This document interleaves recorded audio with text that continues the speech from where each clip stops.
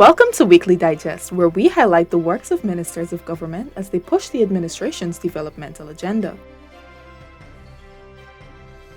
Residents from several communities along the Soestdijk-Linden Highway were engaged by Minister within the Ministry of Public Works, Deodat Indar, and Minister within the Office of the Prime Minister with responsibility for public affairs, Kwame McCoy, on issues related to roadworks, agriculture, crime, and water. The engagement was a follow-up to an outreach led by His Excellency Dr. Mohammed Irfan Ali to various communities along the highway on Wednesday last. Next week we'll start distributing these black tanks, right?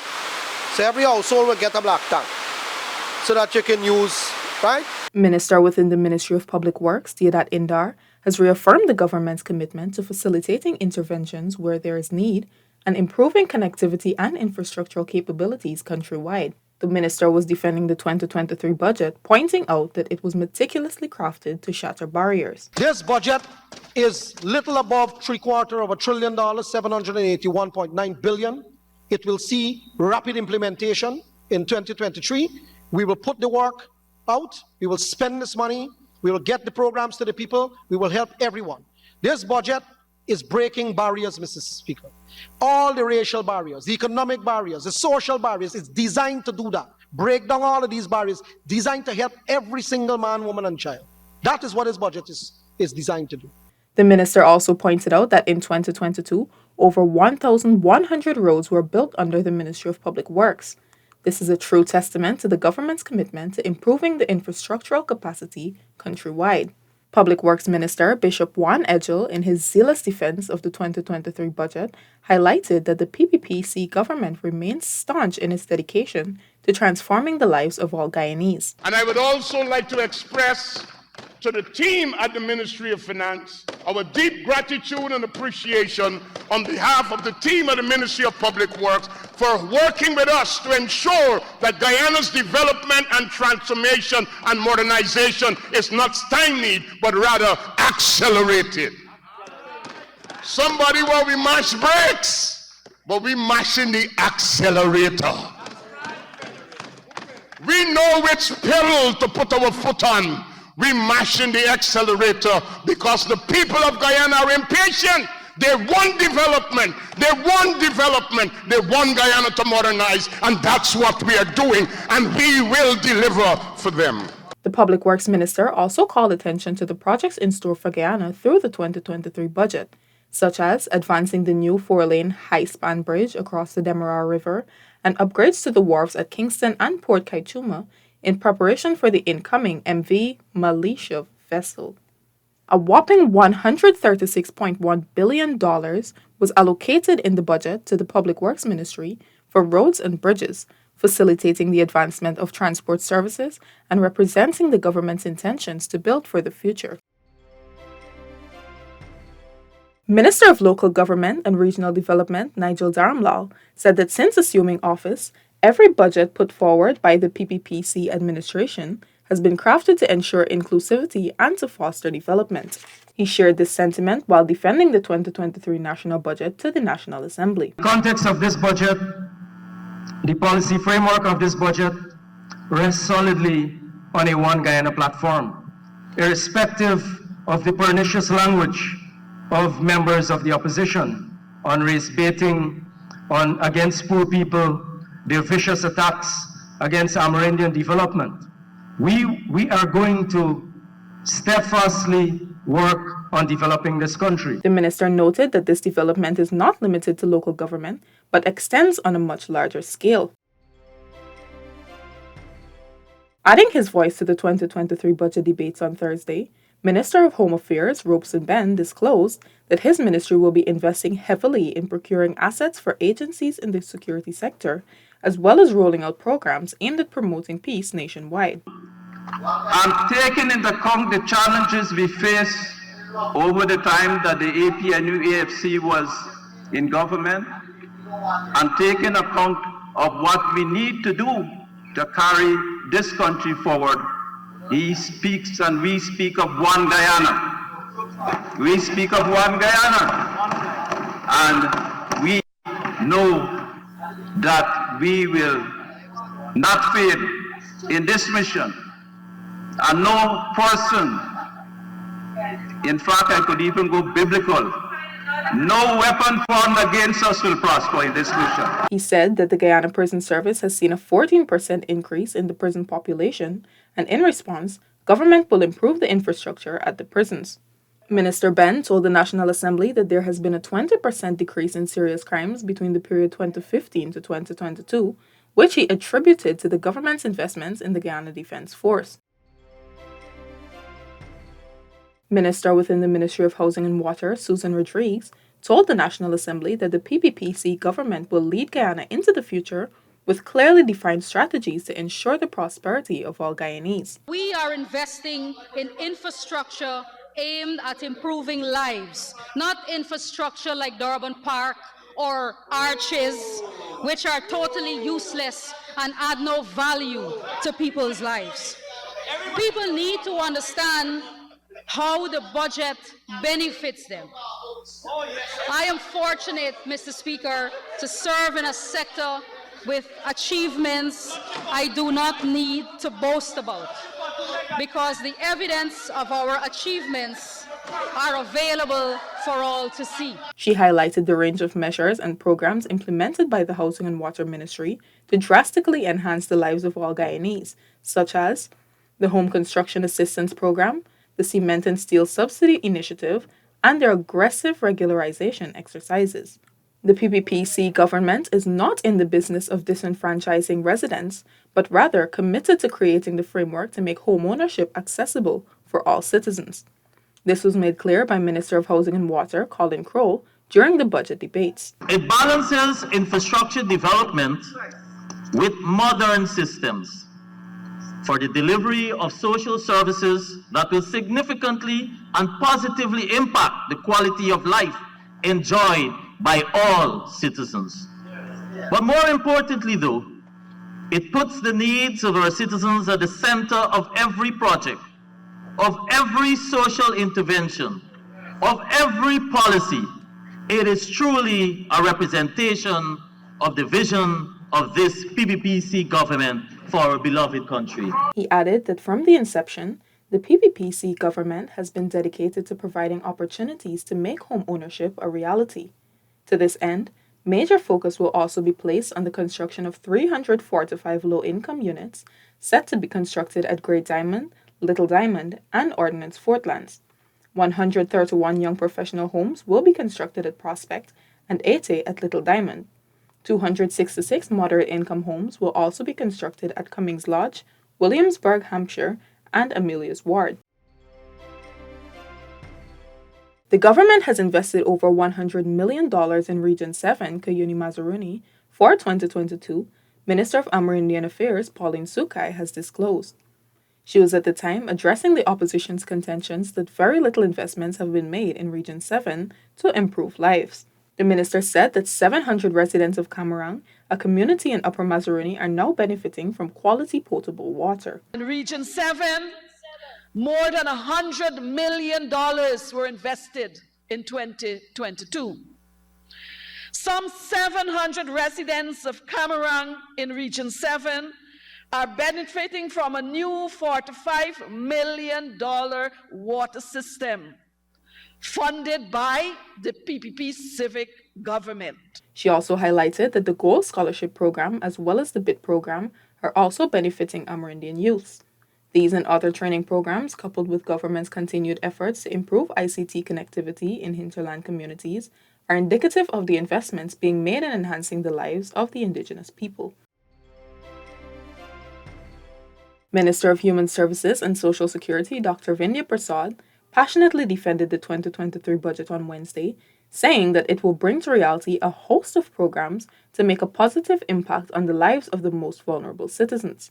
As a government, we believe in the stability of families. We believe in community development. We believe in infrastructural development. We're not a government that is impervious to the global crises that is affecting every country in this world. We're not a government that is oblivious to the trends in the world that would have had an impact on so many different aspects of of governance and the way people govern. In fact, we have offered as a government tangible solutions to the challenges to food security, making Guyana pivotal in CARICOM, the voice of CARICOM, providing the solutions that CARICOM is following, the region is looking at, the world is looking at in terms of fighting the global crises.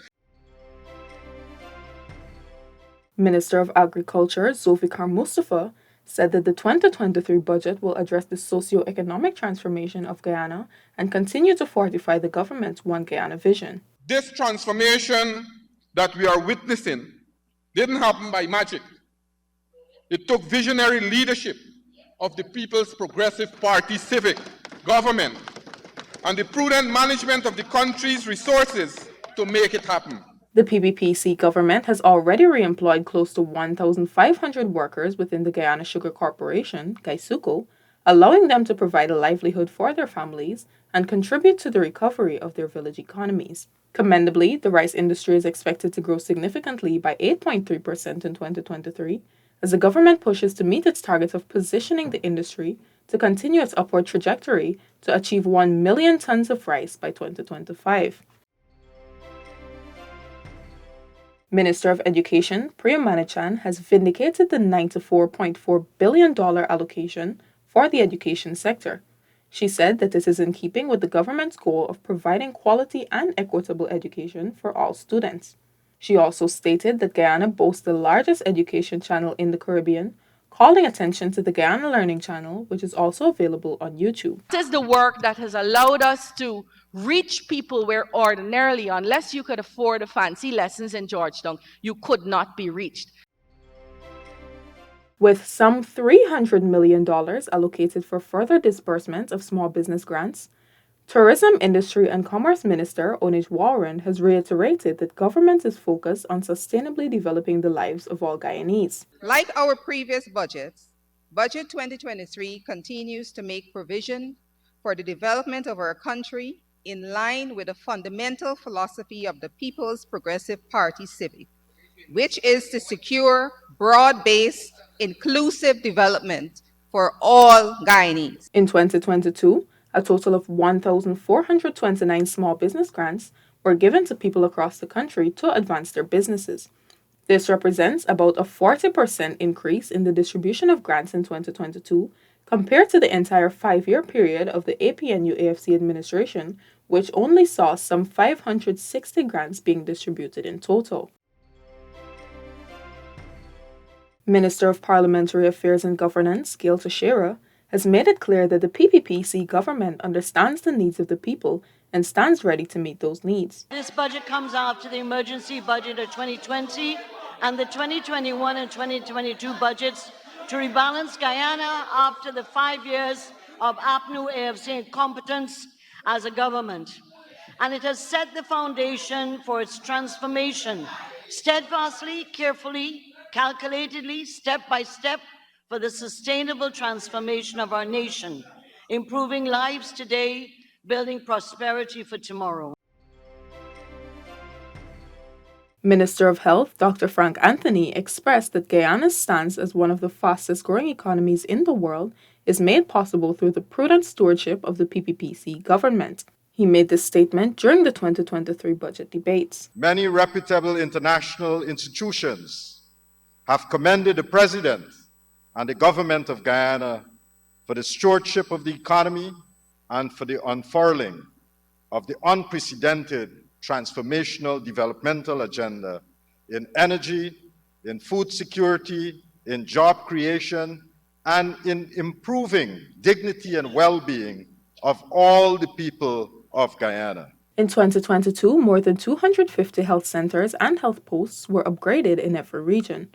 Further, Guyana's collaboration with the Pan American Health Organization, or PAHO, has seen the development of a comprehensive package to facilitate more than 216 interventions at health posts across the country. These include the diagnosis and treatment of the most prevalent infectious diseases, maternal and child health services, immunization, and diagnosis and treatment of the main chronic non-communicable diseases. The government of Guyana continues to establish its footprint on the international scene as it rebuilds its image as a responsible and trusted democratic, political, and socio-economic partner following the 2020 elections fiasco. We have spent time between 2020 and now rebuilding Guyana's image to the extent that our international footprint have increased dramatically. There's confidence in the people of this country. As I speak, Mr. President, the Guatemalans are preparing to establish, Mr. Speaker, sorry, the Guatemalans are preparing to establish an embassy here in Guyana. As I speak, the Colombians are preparing to re-establish an embassy here in Guyana. As I speak, Dominican Republic, they are preparing to establish an embassy here in Georgetown. Mr. Speaker, our international image has been repaired. Foreign Affairs Minister Hugh Todd said that the PPPC administration will continue to foster strong bilateral relationships that will see development for all the people of Guyana. Minister within the Office of the Prime Minister with responsibility for public affairs, Kwame McCoy, on Monday afternoon highlighted the government's mandate to educate and empower Guyanese with information that is beneficial to their development. So they are coming here to dramatize and to get this impression that, it is only us who care about the people. Oh, everything is so bad, and things are bad, and this is bad, and that is bad. This must stop now. It must stop now. We are busy building a country for every Guyanese. We are busy building a country in which all its people would benefit. He pointed to the host of measures put in place to enhance the lives of Guyanese, highlighting that this trend is set to continue with the budget allocations. The minister stated that the monies allocated through cash grants for the various vulnerable groups, as well as for the advancements in infrastructure, will go a long way in fostering sustainable development in all sectors. Prime Minister Brigadier Mark Phillips believes that Budget 2023 will continue to transform the lives of all Guyanese. Budgets that continue to steer us on the trajectory set forth by our PPPC government to transform Guyana and touch the lives of every single Guyanese across the length and breadth of our country, creating impacts that allow for our people to live comfortably with the confidence that there is a bright tomorrow. The contributions of the APNU-AFC opposition at any forum could not be compared to the policies and programs put forward by the PPPC government. This assertion was made by Minister of Labour Joseph Hamilton on Monday as he defended the government's $781.9 billion 2023 budget. Our policies, our programs, our measures, they were articulated in the budget presented by Minister Ashnisson. How we will execute these programs, how we will pay for the programs to be executed, the benefits it will bring to the Guyanese people, and who the beneficiaries would be. I contend that in 5 days, they will chastise and criticize our budget. But I am confident that they will not be capable to bring any comparable program to put before the Guyanese people, challenging what is in this document. Minister Hamilton said that his ministry was able to train some 7,500 persons in various skills through the Board of Industrial Training in just 2.5 years. Budget 2023 creates the framework for the advancement of Guyana's legislative agenda, which aims to foster transparency, accountability, inclusivity, and efficiency. Attorney General and Minister of Legal Affairs Mohabir Anil Nandlal, Senior Counsel, made this declaration during the budget debates. Budget 2023 was not crafted in abstract. In the year 2020, the People's Progressive Party Civic went to the electorate with a 5-year development plan. We explained that plan to the electorate, and we asked the electorate that if they support that plan, then elect us to government and we will implement that plan. And elect us they did, Mr. Speaker, and we are implementing the 3rd installment of that plan. The Attorney General made note of the government's continued efforts to modernize and transform the judicial system. In defending the 2023 national budget on Thursday, Minister of Natural Resources Vikram Bharat reaffirmed the government's commitment to ensuring transparency and accountability on all levels of government.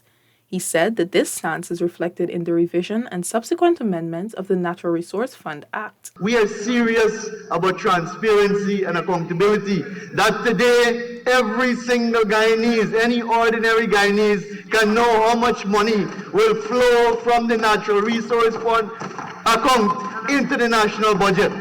And they will know how much will flow next year and the other year. That is transparency. That is accountability. Meanwhile, Minister within the Ministry of Local Government and Regional Development, Anand Prasad, Minister of Public Service, Sonia Parag, Minister of Culture, Youth and Sport, Charles Ramson, and Minister of Finance, Dr. Ashni Singh, lent their voices in support of the 2023 budget. This brings us to the end of this edition of Weekly Digest.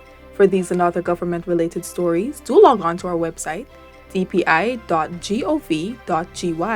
and our social media platforms as well. Goodbye.